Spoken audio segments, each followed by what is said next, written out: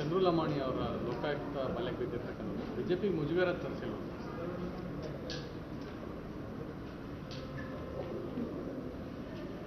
ನಾನು ಕೂಡ ದೃಶ್ಯ ಮಾಧ್ಯಮಗಳಲ್ಲಿ ಪತ್ರಿಕೆಗಳಲ್ಲಿ ಎಲ್ಲವನ್ನು ಕೂಡ ನೋಡಿದ್ದೇನೆ, ಓದಿದ್ದೇನೆ. ಚಂದ್ರಲಮಾಣಿ ನಮ್ಮ ಶಾಸಕರ ವಿಚಾರದಲ್ಲಿ ಮಾತನಾಡುವ ಮುಂಚಿತವಾಗಿ ಕಾಂಗ್ರೆಸ್ ಸರ್ಕಾರ ಬಂದಾಗಿನಿಂದ ಬಣಜಾರ್ ಸಮಾಜವನ್ನು ಟಾರ್ಗೆಟ್ ಮಾಡ್ತಾ ಇರ್ತಕ್ಕಂಥದ್ದು ಜಗಜ್ಜಾಹಿರ ಆಗಿದೆ. ಎಲ್ಲೋ ಒಂದು ಕಡೆ ಕಾಂಗ್ರೆಸ್ನವ್ರಿಗೆ ಬಣಜಾರ್ ಸಮಾಜ ಅಂತ ಹೇಳಿದ್ರೆ ಭಾರತೀಯ ಜನತಾ ಪಾರ್ಟಿ ಜೊತೆ ನಿಂತಿದೆ ಮುಂಚಿಂದನೂ ಕೂಡ ಗಟ್ಟಿಯಾಗಿ. ಕಳೆದ 30-40 ವರ್ಷಗಳಿಂದ ಈ ಸಮಾಜ ಭಾರತೀಯ ಜನತಾ ಪಾರ್ಟಿಯನ್ನು 100ಕ್ಕೆ 100ರಷ್ಟು ಬೆಂಬಲಿಸ್ಕೊಂಡು ಬರ್ತಾ ಇದೆ ರಾಜ್ಯದಲ್ಲಿ. ಇದರ ಪರಿಣಾಮವಾಗಿ ಸಿದ್ದರಾಮಯ್ಯನವರ ಸರ್ಕಾರ ಬಂದ ನಂತರದಲ್ಲಿ ಕಳೆದ 2.5 ವರ್ಷದಲ್ಲಿ ಈ ಸಮಾಜಕ್ಕೆ ಅನ್ಯಾಯವೂ ಕೂಡ ಆಗ್ತಾ ಇದೆ, ಬಣಜಾರ್ ಸಮಾಜಕ್ಕೆ ಅನ್ಯಾಯವೂ ಕೂಡ ಆಗ್ತಾ ಇದೆ, ಮತ್ತೊಂದು ಕಡೆ ಟಾರ್ಗೆಟು ಕೂಡ ಆಗ್ತಾ ಇದೆ. ಇತ್ತೀಚೆಗೆ ಸೂರಗೊಂಡನಕೊಪ್ಪದಲ್ಲಿ ತಾವು ನೋಡಿದ್ರಿ. ಸೂರಗೊಂಡನಕೊಪ್ಪದಲ್ಲಿ ಕಾರ್ಯಕ್ರಮ ನಡೀತಾ ಇರಬೇಕಾದ್ರೆ ಮಾನ್ಯ ಡಿ.ಕೆ. ಶಿವಕುಮಾರ್ ಅವರು ಉಪಮುಖ್ಯಮಂತ್ರಿಗಳು ಆ ಕಾರ್ಯಕ್ರಮಕ್ಕೆ ಬಂದಿದ್ದರು. ಸಹಜವಾಗಿಯೇ ಅಲ್ಲಿದ್ದಂಥ ಬಣಜಾರ್ ಸಮಾಜದ ಯುವಕರು ಕಾಂಗ್ರೆಸ್ ವಿರುದ್ಧ ಹರಿಹಾಯ್ದಿದ್ದಾರೆ, ತಮ್ಮ ನ್ಯಾಯಯುತವಾಗಿರುವಂಥ ಬೇಡಿಕೆಯನ್ನು ಮುಂದಿಟ್ಟಿದ್ದಾರೆ. ಆದರೆ ಇದು ಯಾವುದಕ್ಕೂ ಕೂಡ ಉತ್ತರವನ್ನು ಕೊಡದೇನೆ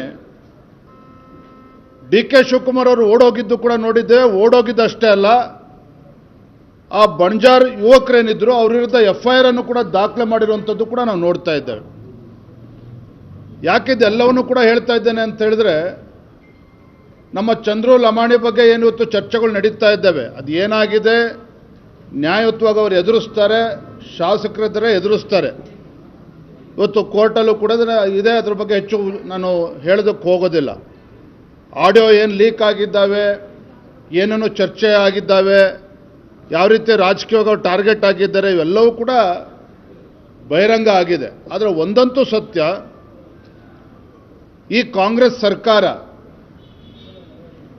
ಬಣಜಾರ್ ಸಮಾಜದ ಬಗ್ಗೆ ದ್ವೇಷದ ರಾಜಕಾರಣ ಮಾಡ್ತಾ ಇದೆ ಅನ್ನೋದ್ರ ಬಗ್ಗೆ ಯಾವುದೇ ಒಂದು ಅನುಮಾನಗಳಿಲ್ಲ. ಮತ್ತು ಯಾರೇ ಅಯೋಗ್ಯರು ಕಾಂಗ್ರೆಸ್ ಭ್ರಷ್ಟಾಚಾರದ ಬಗ್ಗೆ ಮಾತನಾಡೋದಕ್ಕೆ? ಏನು ನೈತಿಕತೆ ಇಟ್ಕೊಂಡು ಇವ್ರು ಮಾತನಾಡ್ತಾರೆ? ಯಾವ ಪ್ರಿಯಾಂಕಾ ಖರ್ಗೆ ಹೊತ್ತೇನೋ ಭಾಷಣ ಮಾಡ್ತಾ ಇದ್ದಾರೆ ಭ್ರಷ್ಟಾಚಾರದ ಬಗ್ಗೆ, ಮುಖ್ಯಮಂತ್ರಿಗಳು ಉಪಮುಖ್ಯಮಂತ್ರಿಗಳು ಏನು ಮಾತನಾಡ್ತಾ ಇದ್ದಾರೆ? ಭ್ರಷ್ಟಾಚಾರದ ಬಗ್ಗೆ ಮಾತನಾಡ್ತಕ್ಕಂಥ ಯೋಗ್ಯತೆ ಕಾಂಗ್ರೆಸ್ನವ್ರಿಗೆ ಏನಾರು ಇದೆಯಾ? ಹಾಗಾದರೆ ಮುಖ್ಯಮಂತ್ರಿಗಳಾಗಿ ಮೊದಲ 6 ತಿಂಗಳಲ್ಲೇ ವಾಲ್ಮೀಕಿ ಅಭಿವೃದ್ಧಿ ನಿಗಮ ಹಗರಣ ಆಯ್ತಲ್ಲ, ವಾಲ್ಮೀಕಿ ಸಮುದಾಯದ ಅಧಿಕಾರಿ, ಪ್ರಾಮಾಣಿಕ ಅಧಿಕಾರಿ ಆತ್ಮಹತ್ಯೆ ಮಾಡಿಕೊಂಡ್ರಲ್ಲ, ತಮ್ಮ ಮಂತ್ರಿ ರಾಜೀನಾಮೆ ಕೊಟ್ರಲ್ಲ, 100 ಕೋಟಿ ಪರಿಷ್ಠ ಪಂಗಡಕ್ಕೆ ಇಟ್ಟಿರ್ತಕ್ಕಂಥ ಹಣವನ್ನು ತೆಲಂಗಾಣ ತೆಗೆದುಕೊಂಡೋಗಿ ಚುನಾವಣೆ ಬಳಸಲಿಲ್ವಾಗಾದ್ರೆ ಪ್ರಿಯಾಂಕಾ ಖರ್ಗೆ ಅವರು ಇಲ್ಲ ಅಂತ ಹೇಳಿ? ಹಾಗಾದ್ರೆ ಭೂತದ ಬಾಯಲ್ಲೇ ಭಗವದ್ಗೀತೆ, ನೀವು ನಮಗೆ ಉಪದೇಶ ನೀಡ್ತೀರ? ಹಾಗಾದ್ರೆ ಹಿಂದೆ ಸಿದ್ದರಾಮಯ್ಯನವರು ಹಿಂದೂ ಕೂಡ ಮುಖ್ಯಮಂತ್ರಿ ಆಗಿದ್ದಾಗ, ಆಂಜನೇಯ ಮಂತ್ರಿಗಳಾದಾಗ ಏನಾಯಿತು, ಬೇರೆ ಎಲ್ಲ ಪ್ರಕರಣಗಳು ಕೂಡ ಗೊತ್ತಿದೆ. ಆದರೆ ನಾನು ಏನು ಹೇಳೋದಕ್ಕೆ ಹೊರಟಿದ್ದೇನೆ ಅಂತ ಹೇಳಿದ್ರೆ, ಎಲ್ಲೋ ಒಂದು ಕಡೆ ಕಾಂಗ್ರೆಸ್ ಸರ್ಕಾರ ಬಣಜಾರ್ ಸಮಾಜವನ್ನು ಟಾರ್ಗೆಟ್ ಮಾಡ್ತಿದೆ. ಇದ್ರ ಬಗ್ಗೆ ಯಾವುದೇ ಅನುಮಾನಗಳು ಬೇಡ. ಬಣಜಾರ್ ಸಮಾಜದ ಬಗ್ಗೆ ಒಂದು ರೀತಿ ತಾತ್ಸಾರ, ಬಣಜಾರ್ ಸಮಾಜದ ಬಗ್ಗೆ ಒಂದು ರೀತಿ ಅಲಕ್ಷ್ಯ, ಇವರು ಅಹಿಂದ ಹೆಸರು ಹೇಳ್ಕೊಂಡು ಇವತ್ತು ಮೆರಿತಾ ಇದ್ದಾರೆ. ಇವತ್ತು ಥ್ಯಾಂಕ್ ಯು. ನೋಡ್ರಿ, ನಾವು ಭ್ರಷ್ಟಾಚಾರಕ್ಕೆ ನಾನು ಜಾತಿಯ ಲೇಪವನ್ನು ನಾನು ಬಳಿತಾ ಇಲ್ಲ. ನಾನು ಆಗಲೇ ಏನು ಹೇಳಿದೆ, ಚಂದ್ರಲಮಾಣಿ ಪ್ರಕರಣದಲ್ಲಿ ಏನಾಗಿದೆ, ಈಗಾಗಲೇ ನ್ಯಾಯಾಲಯದಲ್ಲಿದೆ ಪ್ರಕರಣ, ಲೋಕಾಯುಕ್ತ ತನಿಖೆ ನಡೀತಾ ಇದೆ. ಸತ್ಯಾಸತ್ಯತೆ ಹೊರಗೆ ಬರಬೇಕು.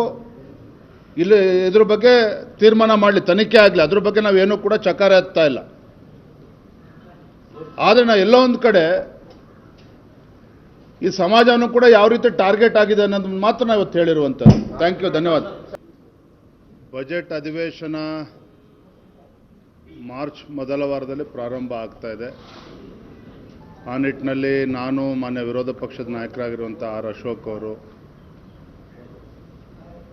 ಮುಂದೆ ಯಾವ ರೀತಿ ನಾವು ಸದನವನ್ನು ಎದುರಿಸಬೇಕು ಮತ್ತು ಕೆಲವು ರಾಜಕೀಯ ವಿಚಾರಗಳು ಮತ್ತು ಪಕ್ಷದ ಸಂಘಟನಾತ್ಮಕ ವಿಚಾರಗಳು ಎಲ್ಲವನ್ನು ಕೂಡ ಇವತ್ತು ಒಂದು ಅರ್ಧ ಗಂಟೆ ಕೂತ್ಕೊಂಡಿರ್ತಾ ಇದ್ದೇವೆ. ನಾವು ಚರ್ಚೆಯನ್ನು ಕೂಡ ನಾವು ಮಾಡ್ತಾ ಇದ್ದೇವೆ.